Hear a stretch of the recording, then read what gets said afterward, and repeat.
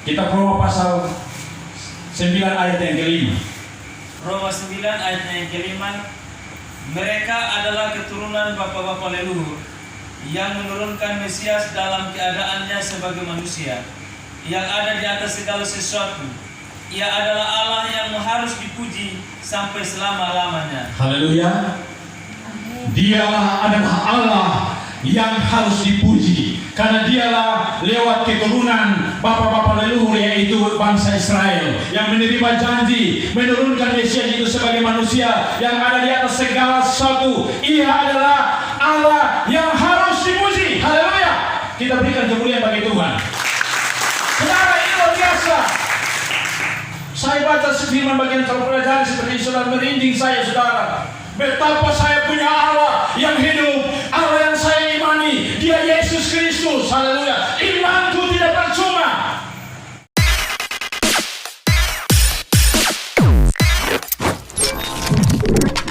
Haleluya.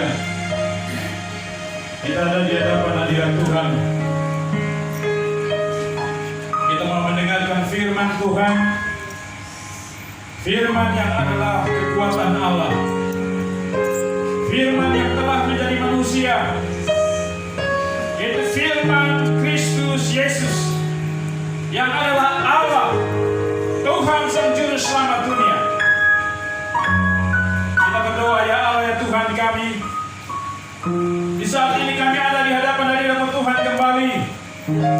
Kami mau belajar firman Allah, karena dengan firman Allah kami tahu itu kebenaran, kami tahu itu kekuatan, dan kami tahu di dalam firman itu ada jaminan keselamatan di dalam satu nama yang kekal, yang mulia, yaitu Yesus Kristus, yang adalah Allah dan Tuhan itu sendiri. Haleluya. Terima kasih Tuhan. Mari nyatakan kuasa-Mu di tempat ini, ya Allah. Pakai hamba-Mu sebagai alat untuk memberitakan firman, bahwa kedaulatan otoritas di dalam tangan kasih dan kuasa-Mu, ya Allah. Terima kasih Tuhan. Mari berfirmanlah kepada kami, karena kami sudah siap mendengarnya. Hanya di dalam satu nama Yesus Kristus yang adalah Tuhan, kami berdoa. Haleluya. Yang percaya sama-sama katakan amin. Kita berikan kemuliaan bagi Tuhan. Shalom. Saudara kekasih Tuhan, dalam beberapa hari ini mungkin saudara sedikit, bukan sedikit, barangkali mendengar ya di YouTube, di TikTok. Dan ini satu berita yang sangat gembira. Dan sebenarnya ini sesuatu hal yang kalau mau dibilang mungkin secara resmi baru akan terjadi. Bahwa di kalender-kalender tentang Isa Al-Masih akan digantikan dengan Yesus Kristus. Haleluya. Ada perbedaan Isa Al-Masih yang di dalam ajaran yang lain dengan Kristus atau Yesus Kristus atau Kristus Yesus. Sangat mencolok saudara. Sehingga ini pergumulan, dan pada akhirnya nanti dalam waktu dekat itu akan diganti semua kalender. Mungkin diterbitkan tahun 2024. Bahwa tidak ada lagi kata atau kalimat Isa Al-Masih, tetapi Yesus Kristus. Ini satu pengakuan saudara, bahwa itu yang pantas disebutkan label itu, karena Dia adalah Allah dan Tuhan itu sendiri. Ini kenapa akan firman Tuhan. Saudara kekasih Tuhan, mari kita sama-sama, dan saya akan angkat kaitan firman Tuhan. Yesus Kristus adalah Allah dan Tuhan, untuk kita semakin dipertegas, semakin menguatkan iman kita, supaya kita tetap teguh dalam situasi apapun. Ada dua bagian firman Tuhan. Nanti ada beberapa bagian firman Tuhan yang kita kait mengenai. Yang pertama di dalam kitab Mazmur pasal 95 ayat 6 dan 7. Mazmur 95. Mazmur 95 ayat 6 dan 7.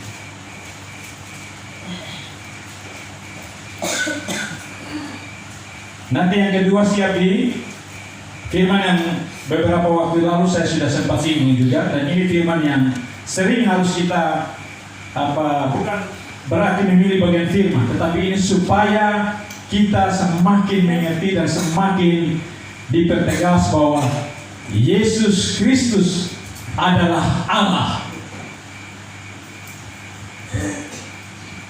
Pertama Mazmur 95 ayat 6 dan 7, dan yang kedua di dalam Filipi 2 ayat 5 sampai dengan 11. Baik, kita akan baca seperti biasa. Mulai dari bacaan yang pertama, Mazmur 95 ayat 6 dan yang ke-7. Ini kita baca secara bersama-sama untuk yang bagian pertama. Mulai, masuklah, marilah kita sujud menyembah, berlutut di hadapan Tuhan yang menjadikan kita. Sebab dialah Allah kita dan kitalah umat gembalaannya dan kawanan domba tuntunan tangannya. Haleluya. Yang kedua,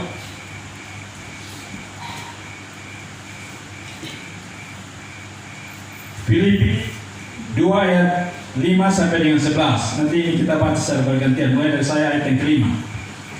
Hendaklah kamu dalam hidupmu bersama menaruh pikiran dan perasaan yang terdapat juga dalam Kristus Yesus. Yang walaupun dalam rupa Allah tidak menganggap kesetaraan dengan Allah itu sebagai milik yang harus dipertahankan, melainkan telah mengosongkan dirinya sendiri dan mengambil rupa seorang hamba dan menjadi sama dengan manusia. Dan dalam keadaan sebagai manusia, ia telah merendahkan dirinya dan taat sampai mati, bahkan sampai mati di kayu salib. Itulah sebabnya Allah sangat meninggikan dia dan mengaruniakan kepadanya nama di atas segala nama, Supaya dalam nama Yesus bertukar segala nama dan yang ada di atas bumi dan yang ada di bawah bumi. Sama-sama ayat 11. Dan segala lidah mengaku Yesus Kristus adalah Tuhan bagi kemuliaan Allah Bapa. Haleluya. Ini saudara, berita gembira dan ini berita sukacita. Ini sebenarnya sudah ribuan tahun yang lalu. Tentang siapa Yesus atau Yesus Kristus itu siapa? Maka saya memberikan satu tema di sini. Mengapa Kristus Yesus atau Yesus Kristus harus disembah? Harus ditinggikan, harus diagungkan tinggi. Sesuai bacaan pertama tadi, nanti kalau orang mendengar sepintas ini, tidak ada nama Yesus di dalam yang diangkat. Bacaan pertama 95, Mazmur 95 ayat 6 dan 7. Tapi nanti kita lihat kait mengait dengan firman Tuhan, bukan kata saya. Ada kait mengait dalam catatan Alkitab. Mengapa Yesus Kristus harus disembah, ditinggikan tinggi, diagungkan dan harus dimuliakan? Yang pertama, kenapa menurut catatan Alkitab Dia adalah Allah dan Sang Pencipta? Dia adalah Allah dan Sang Pencipta yang menjadikan semua, saya dan saudara. Saudara, kalau kita baca yang pertama tadi, Mazmur 95 ayat yang ke-6. Masuklah, mari kita sujud menyembah, berlutut di hadapan Tuhan yang menjadikan kita. Sebab Dia Allah kita. Ini satu catatan saudara yang kemudian nanti saya angkat dan kita sama-sama belajar di sini. Kaitan tadi dengan bacaan yang kedua dalam Filipi 2 ayat 5 dan sampai dengan 11. Alasan pertama mengapa Yesus harus dimuliakan, mengapa Yesus harus ditinggikan, mengapa Dia harus disembah? Karena Dia adalah Allah dan Tuhan, Sang Pencipta langit dan bumi. Dalam Filipi pasal 2 ayat yang ke-5 atau ayat yang ke-6 tadi, yang walaupun dalam rupa Allah, Yesus Kristus, dalam satu catatan ataupun dalam hal Roh Kudus menyatakan kepada Paulus bahwa Dia adalah Allah, wujud Allah, rupa Allah, setara dengan Allah, tetapi Dia rasional itu semua.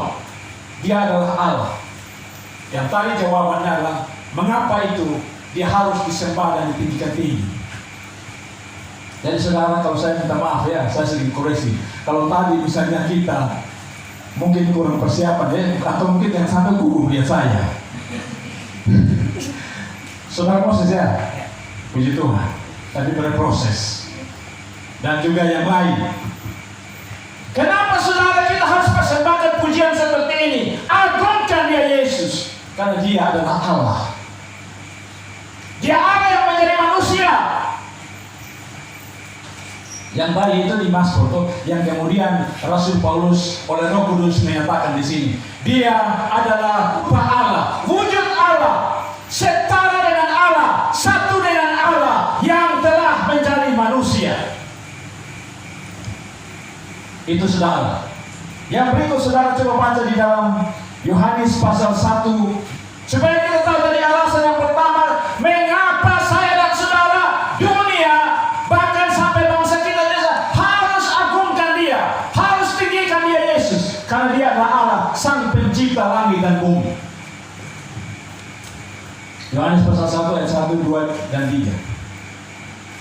Pada mulanya adalah firman, firman itu bersama-sama dengan Allah, dan firman itu adalah Allah. Coba stop dulu. Pada mulanya adalah firman, firman itu bersama-sama dengan Allah, firman itu adalah Allah. Kalau dalam bahasa apa saya tidak hafal ya, karena saya kurang belajar tentang bahasa Yunani, tetapi firman itu bukan pribadi. Logos itu adalah sebuah ataupun hakikat Allah itu sendiri.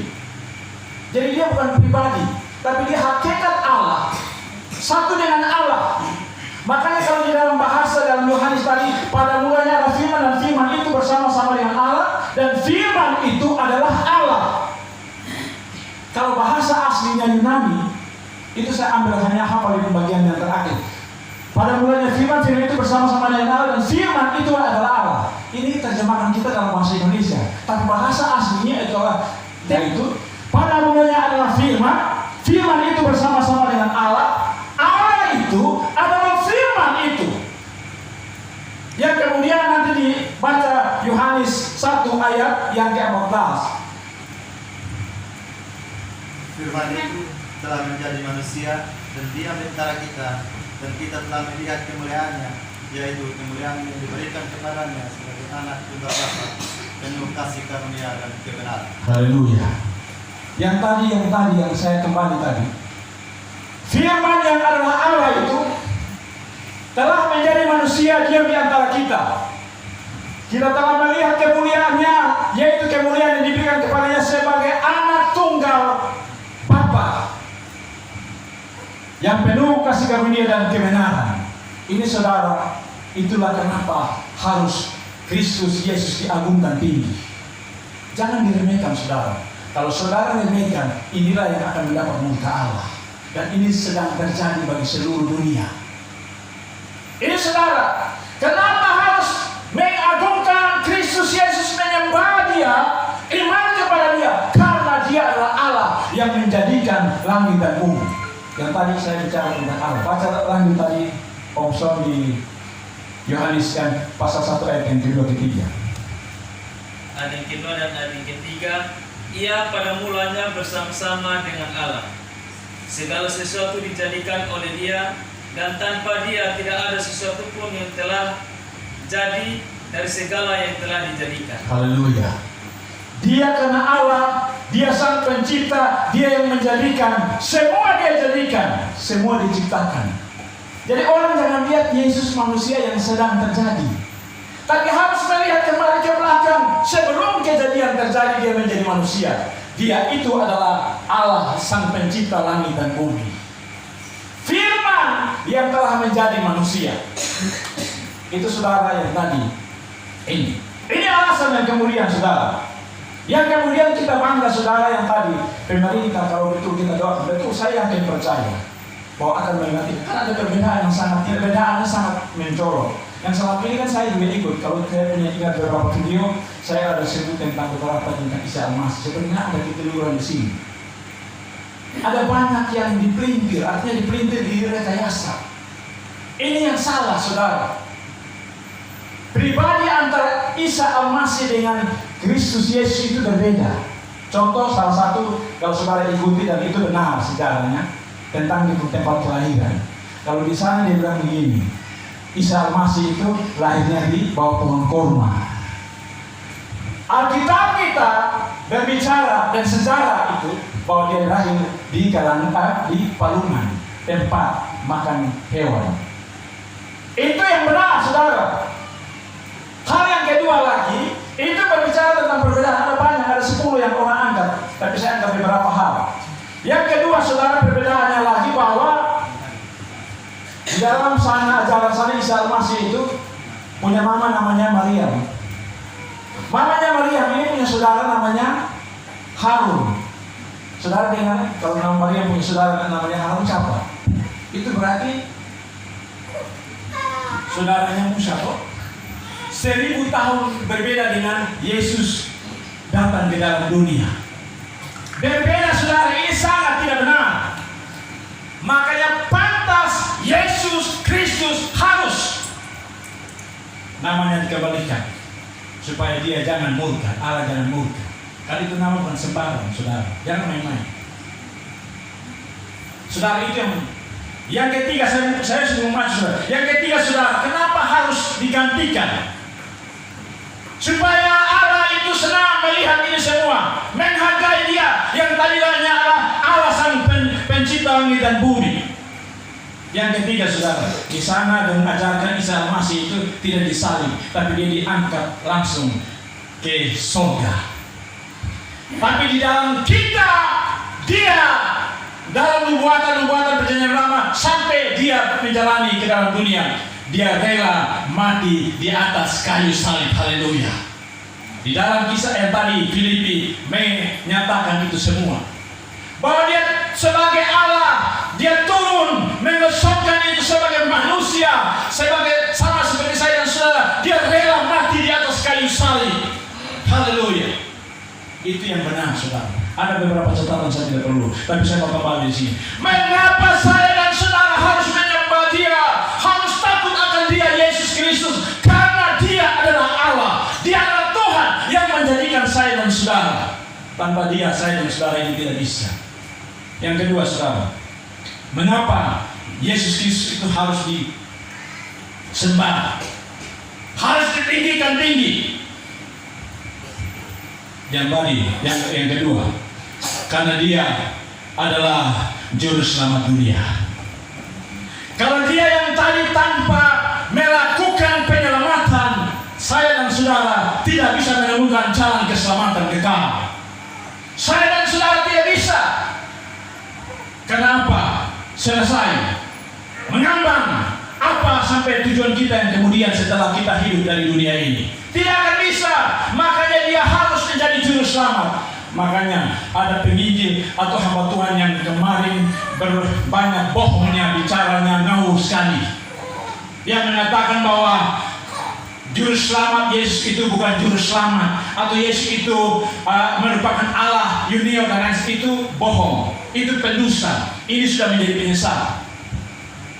Makanya saya kembali angkat di firman Tuhan. Kenapa Yesus Kristus harus disembah, diagungkan, ditinggikan tinggi? Karena yang kedua, dia adalah juru selamat bagi seluruh dunia.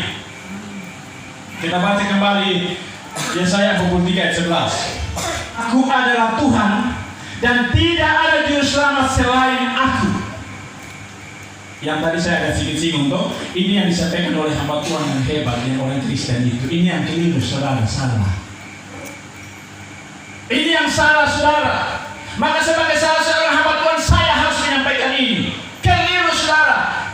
Allah itu yang tadi, yang disembah, yang diagungkan Kristus, dialah Allah, dialah yang juru selamat. Kita lihat nanti kembali kepada Lukas 2 ayat yang 10 dan 11. Lukas 2 ayat 10-11. Lukas 2 ayat 10. Lalu kata malaikat itu kepada mereka, jangan takut, sebab sesungguhnya aku telah memberitakan kepadamu kesukaan besar untuk seluruh bangsa. Hari ini telah lahir bagimu juru selamat, yaitu Kristus Tuhan di kota Daud. Haleluya, saudara.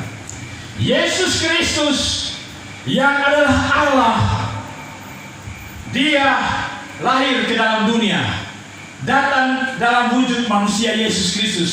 Makanya kemudian malaikat tegaskan, sampaikan kepada para gembala, hari ini berita besar bagi seluruh dunia, telah lahir bagimu juru selamat, Kristus Tuhan di kota Daud.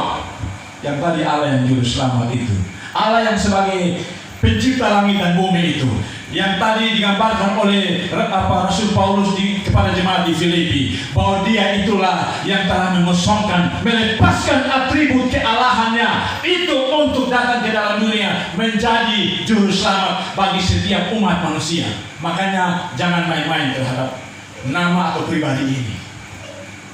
Itu saudara, baca lagi saudara di dalam 1 Yohanes 4 ayat 14-15. Ini kita bermain beberapa firman saudara ya, supaya kita semakin memahami ini, supaya jangan digoyahkan, diombang-ambingkan oleh berbagai macam ajaran palsu. 1 Yohanes 4 ayat 14-15.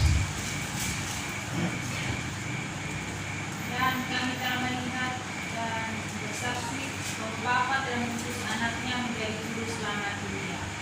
Barang siapa mengakui bahwa Yesus adalah anak Allah, Allah tetap berada dalam Dia dan Dia di dalam Allah. Haleluya saudara. Dia yang tadi dalam kaitan mengenai dengan yang tadi firman Tuhan yang kemudian di dalam Yohanes tadi ditegaskan di sini bahwa Dia adalah anak Allah yang daripada Allah diutus untuk menjadi juru selamat bagi seluruh dunia. Ini saudara, jadi barang siapa yang percaya kepada Dia, maka dia tetap tinggal di dalam Allah, dan Allah di dalam dia, dan Allah ada di dalam dirinya.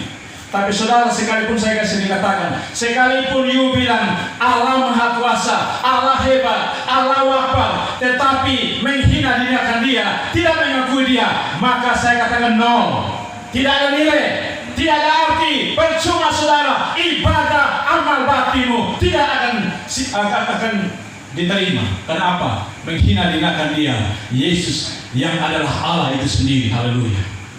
Makanya saudara, saya bilang kembali, jangan kita orang Kristen, orang-orang yang kemudian kembali kita mengenal remeh tentang Yesus Kristus. Kemudian saudara, karena sesuatu dan lain hal saudara mulai pindah agama, pindah iman. Ini saudara akan menyesal kemudian hari tidak akan ada guna, karena Dia adalah Allah itu sendiri. Ini saudara. Kemudian saudara baca lagi Yohanes 4 ayat 42. Mengapa Yesus Kristus harus disembah di tinggi-tinggi? Karena Dia adalah juru selamat dunia. Yohanes 4 ayat 42, demikian bunyi firman Tuhan. Dan mereka berkata kepada perempuan itu, kami percaya, tetapi bukan lagi karena apa yang kukatakan, sebab kami sendiri telah mendengar Dia, dan kami tahu bahwa Dialah benar-benar juru selamat dunia. Haleluya. Itu saudara orang-orang Farisi, orang-orang yang berseberangan dengan orang Yahudi. Tapi karena kesaksian perempuan Samaria yang berjumpa dengan Tuhan Yesus di sumur Yakub, disitulah Tuhan membukakan aib hidupnya, dan dia percaya betul bahwa inilah juru selamat dunia, inilah Mesias, inilah Kristus yang daripada Allah sendiri. Maka dia sampaikan kepada banyak orang di Samaria. Orang berbondong-bondong berjumpa dengan Yesus di sana. Tapi mereka langsung mengambil keputusan, kami tidak hanya dengar kamu, hai perempuan, kami percaya, tapi kami sudah menyaksikan, kami sudah mendengar, kami sudah mengalami, Dialah juru selamat dunia. Haleluya, luar biasa toh. Yesus Kristus itu tidak sekedar ucapan omong, isapan jempol, tetapi Dia itu benar juru selamat dunia. Makanya kemudian pentingnya harus pemerintah buat ini, negara harus buat ini, supaya apa? Bukan menghargai orang Kristen yang bukan, tapi menghargai Dia Allah, menghargai Dia Tuhan. Supaya apa? Kita dilindungi, diberkati. Jangan kemudian ini kemudian menjadi sesuatu hal yang mendatangkan murka Allah. Ini penting saudara. Yang berikut saudara, mengapa Yesus Kristus itu harus disembah?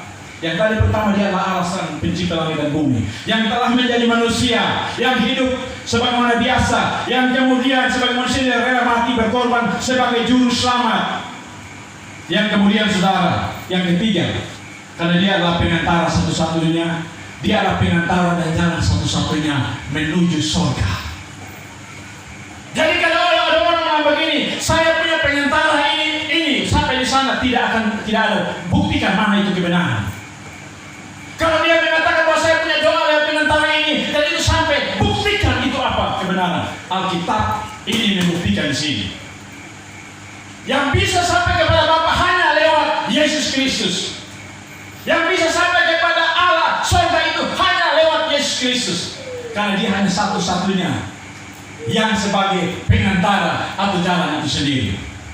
Firman orang bilang ini ayat emas yang harus kita memahami, harus tahu ini.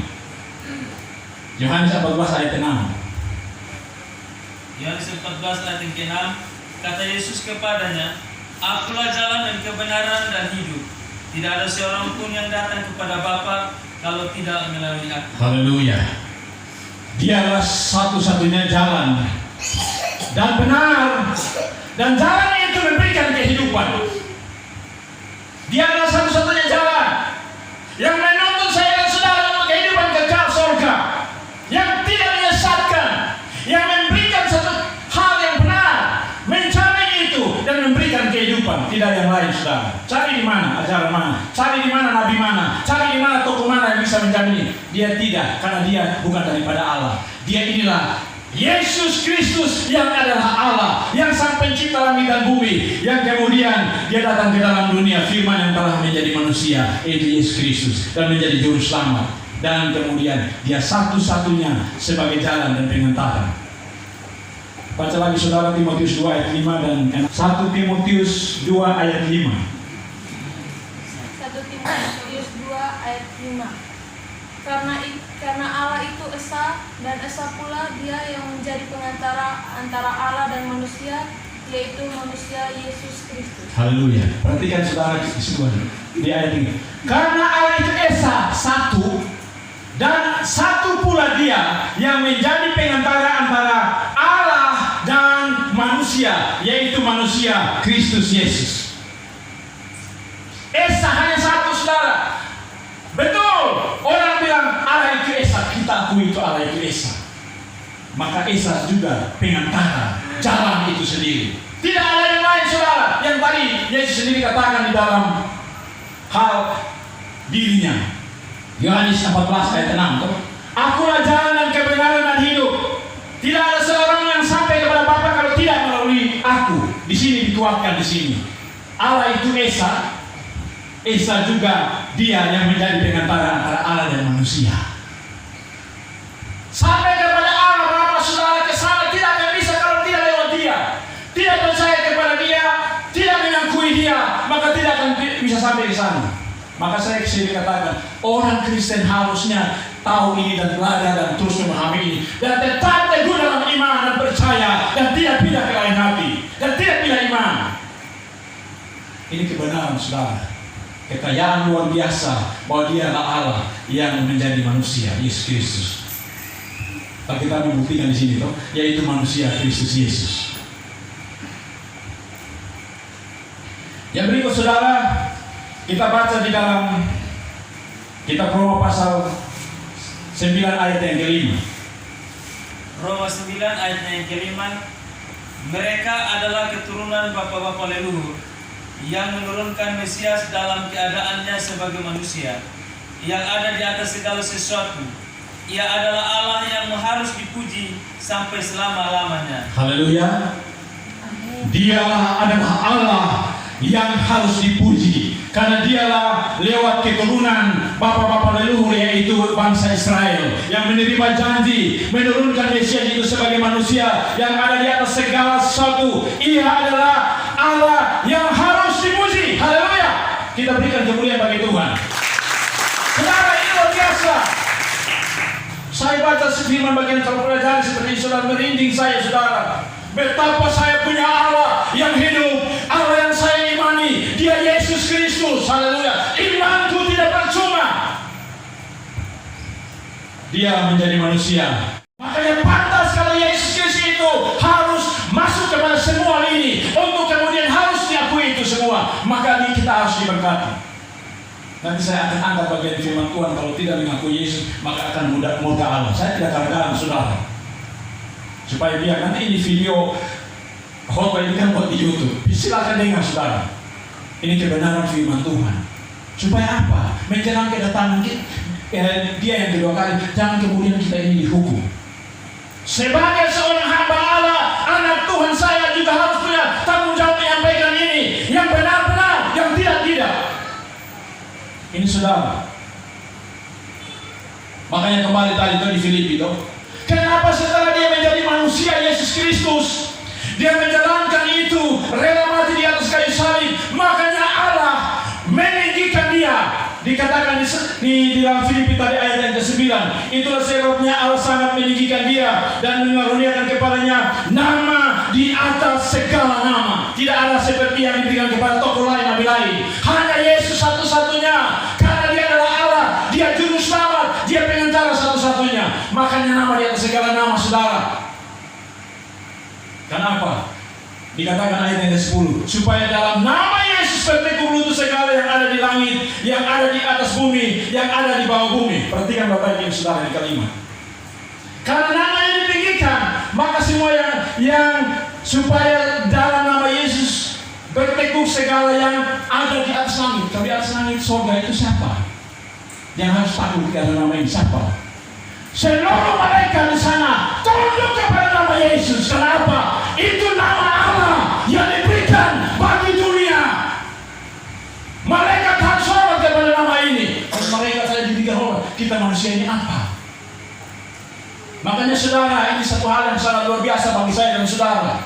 Untuk tetap beriman kepada dia Yesus, mau mati-mati, mau hidup-hidup. Haleluya. Saya ingat begini, kita pelayan KDR di Sabu ini. Mau mati-mati, mau tenggelam di sana, tenggelam mati. Tapi kalau mau tenggelam pasti kita takut. Saya juga takut. Tapi ini prinsip iman saudara.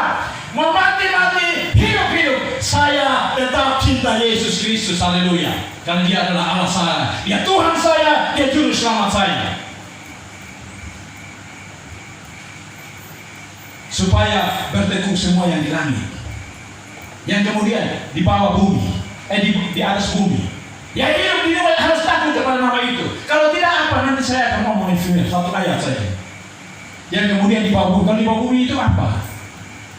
Orang yang sudah mati semua takut kepada nama ini. Kenapa? Contoh takutnya begini. Kalau dia berkehendak, pada saat dia datang kedua kali, dia menghakimi, dia bilang, engkau yang membuat benar, bangkitlah. Bangkit dan duduk bersama-sama di dalam Firdaus, di dalam kerajaan surga. Maka jangan takut mati saudara. Pada saat saudara dan mungkin sedih karena orang tua yang hidup ikut dengan Tuhan, atau kekasih-kekasihmu yang ikut kasih hidup dalam Tuhan, tapi dia mati, jangan takut.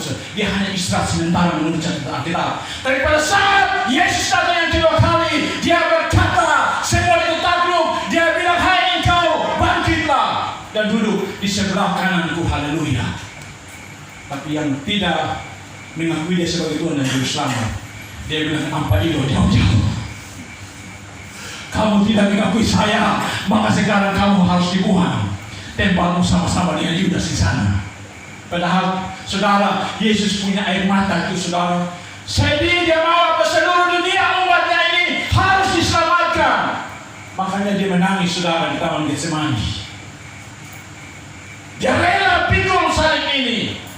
Dia rela mati di sana. Dia rela untuk dikutuk di sana, supaya saya dan saudara, dunia harus diselamatkan. Ini saudara. Dan ayat yang 11 dikatakan di sini, dan segala lidah mengaku Yesus Kristus adalah Tuhan bagi kemuliaan Allah Bapa. Haleluya. Ini yang sedang mulai terjadi, pengakuan ini. Sekalipun tidak ada pengakuan saudara, firman Allah ini akan tetap tergenapi. Tidak pun saudara mengakui dia tetap Juru Selamat, dia tetap Allah, dia tetap Yahweh, dia tetap yang adalah yang Alfa dan Omega itu sendiri. Yang kembali kita baca di firman Tuhan saudara, di dalam 1 Yohanes 5 ayat 20. Saudara, firman Tuhan kita luar biasa. Kalau kita baca secara mendalam, kita mau menjadi murid Tuhan yang luar biasa diberkati. Ini kekayaan yang luar biasa. Saudara tidak akan tergoncang. Orang datang yang ajaran-ajaran yang orang putar balik, saudara tetap teguh karena Yesuslah Allah itu sendiri. 1 Yohanes 5 ayat 20. 1 Yohanes 5 ayat yang ke-20. Akan tetapi kita tahu bahwa anak Allah telah datang dan telah mengaruniakan pengertian kepada kita, supaya kita mengenal yang benar, dan kita ada di dalam yang benar, di dalam anaknya Yesus Kristus. Dia adalah Allah yang benar dan hidup yang kekal. Haleluya. Dia adalah Allah yang benar dan hidup yang kekal. Haleluya. Dia anak Allah yang telah datang dan telah mengeluarkan pengertian kepada kita supaya kita mengenal yang benar dan kita ada di dalam yang benar, di dalam anaknya Yesus Kristus. Dia adalah Allah yang benar, hidup yang kekal.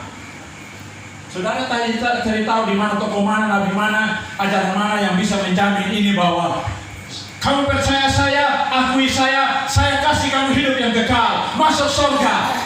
Tidak ada, saudara. Di dalam firman Alkitab inilah tertulis semua di sini. Inilah kebenaran yang menjamin keselamatan. Dia Allah yang benar. Dia Allah yang kekal.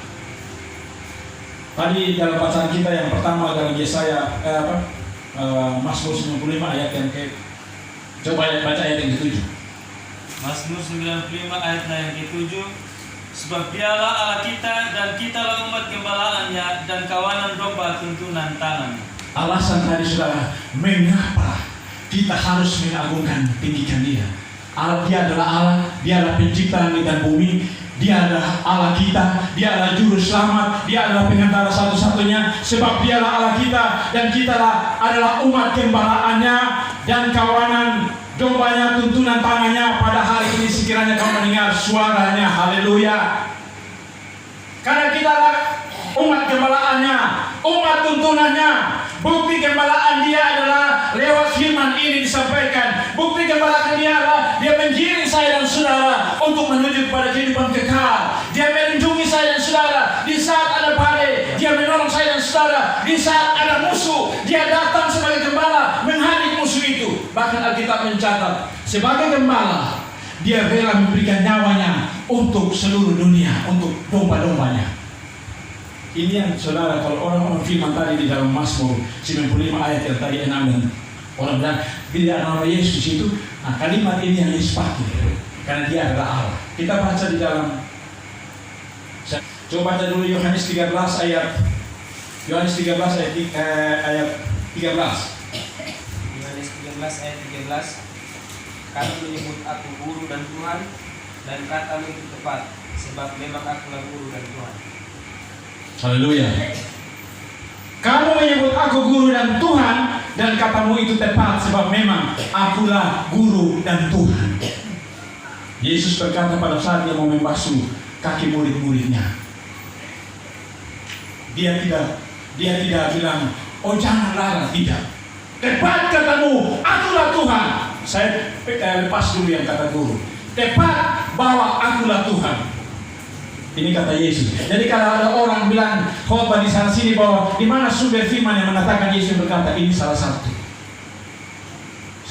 Yang kemudian tadi Yohanes 14 ayat yang ke-6 dan seterusnya tadi. Para saksi-saksi, murid-murid melihat itu. Kalau bicara tentang muridnya pasti bisa orang nanti dikarang-karang. Tapi Yesus sendiri berkata. Saudara, kembali mari kita kaitkan dengan firman Tuhan tadi yang Perjanjian Lama, Mazmur 95 ayat 7 dengan Yohanes pasal 10 ayat 14 sampai dengan ayat 16, supaya kita tahu benar itulah Dialah gembala, Dialah Allah itu sendiri. Yohanes 10 ayat 14 sampai dengan 16. Yohanes 10 ayat 14, 15 dan 16. Akulah gembala yang baik, dan aku mengenal domba-dombaku, dan domba-dombaku mengenal aku. Sama seperti Bapa mengenal aku, dan aku mengenal Bapa, dan aku memberikan nyawaku bagi domba-dombaku. Ada lagi padaku domba-domba lain, yang bukan dari kandang ini. Domba-domba itu harus kutuntun juga, dan mereka akan mendengarkan suaraku, dan mereka akan menjadi satu kawanan dengan satu gembala. Haleluya. Saudara, connect tadi dengan yang di Mazmur tadi itu 95 ayat yang ke-7 tadi. Membuktikan bahwa dia adalah gembala, dia adalah Allah, dia adalah Tuhan itu sendiri. Haleluya.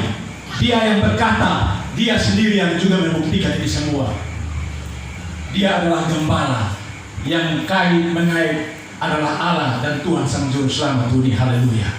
Makanya tadi saya bilang gembala yang baik, dia memberikan nyawanya, kait mengait dengan firman tadi itu, rela mati di atas kayu salib. Dia memberikan nyawanya supaya domba-dombanya memperoleh hidup yang kekal, diampuni, dikuduskan, layak di hadapan Allah, dan kemudian diselamatkan. Ini saudara, dia memberikan nyawa. Kalau dia sudah memberikan nyawa saudara, maka saya bilang jangan takut terhadap masalah persoalan hidup. Kalau hari ini saya dan saudara mengalami suatu kondisi situasi yang ada, percaya tetap pada iman kita, pasti ada jalan keluar. Kalau saya dan saudara sudah tidak bisa berdaya, Tuhan turun tangan untuk memberikan jaminan itu, memberikan kelepasan bagi saya dan saudara. Kenapa? Dia adalah Allah, saya dan saudara. Dia adalah gembala yang akan membimbing, menuntun saya dan saudara, dan dia juga yang akan membawa saya dan saudara kepada suatu tujuan yang pasti, yaitu kerajaan surga. Dan di sini ada catatan juga ada gembala, ada domba-domba yang lain yang juga aku harus tuntun. Ini koneksi dengan firman Tuhan tadi, yang harus aku tuntun juga supaya mereka menjadi satu.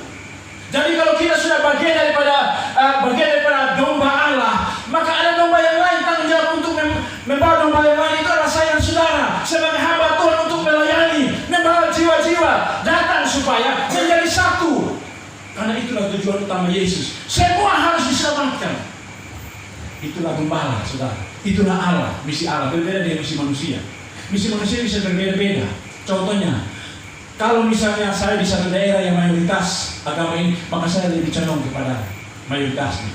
Itu contoh. Minoritas menjadi terpinggirkan.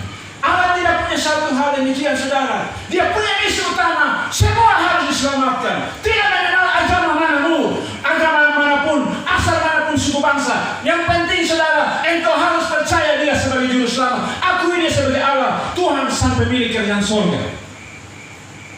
Ini saudara.